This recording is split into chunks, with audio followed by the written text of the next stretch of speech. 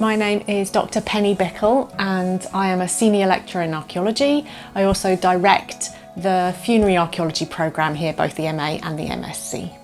The Funerary Archaeology programme came about when I first arrived at York some 8 years ago, and it really came from my background. I'm a humanities trained archaeologist, really interested in questions around culture and identity in the past, with themes such as gender and things like this. And funerary archaeology is one of the best ways for accessing some of those research questions in the past.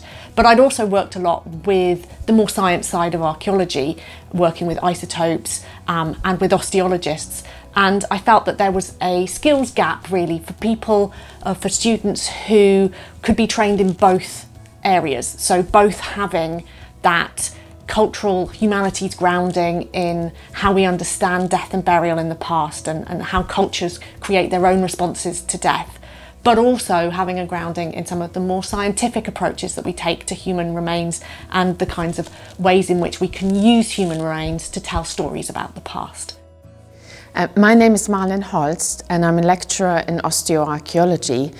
I teach two postgraduate modules in osteoarchaeology, and they're quite mixed. They include practical classes where we introduce you to the human skeleton, the anatomy, also how to assess age and sex, so the fundamentals of osteoarchaeology. But we also expand that to measuring the skeleton to establish living height, as well as ancestry. And the key aspect is paleopathology. So we look at all aspects of health. How can you determine whether a child suffered from stress, such as scurvy or rickets or malnutrition during childhood, or how an adult suffered from infectious diseases or cancer or trauma during their lives. And we can rarely establish the cause of death. That's not really what we're here to do, and that's not rarely possible. But what we do learn is what the individuals were experiencing during life. And we can tell quite a lot of information about people's health, well-being, what they went through throughout their lives. Those are the practical aspects of the course, but you'll also get lectures that involve the theoretical aspects of all of this, but also the ethics. So we consider, is it ethical to exhibit skeletons in museums? You learn how to excavate skeletons, so in a theoretical manner. So you learn the law, how one goes about recording skeletons, what one has to consider when one excavates cemeteries, all the parties involved, the developer, the community and so on. We also consider funerary archaeology because that's such an important subject. We consider what is health, what important aspects are there to health, how do people contemplate health.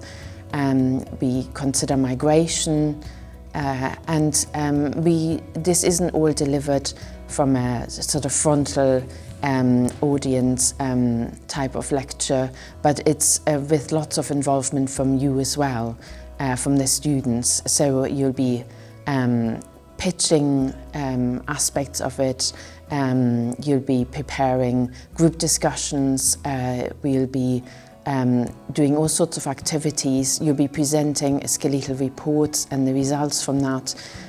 So it will involve all aspects of human remains.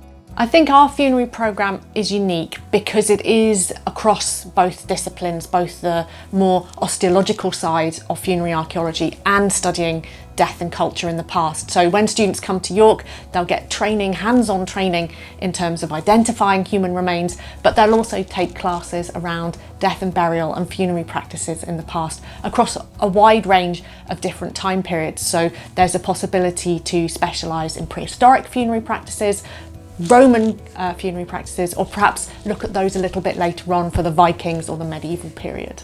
One of the most exciting parts of the Funerary Archaeology programme for me is helping students to do their dissertations, their independent research projects that they do across the summer term. We have a very wide range of dissertations, from students doing projects that are hands-on on osteology, to students working in isotopes or in ancient DNA, through to students who are interested in researching questions more about the cultural practices around death, so looking at issues of how we interpret gender from funerary archaeology, looking at issues around childhood and emotion, and also working with how we speak to the public and engage with the public about funerary archaeology and issues around death in the contemporary world.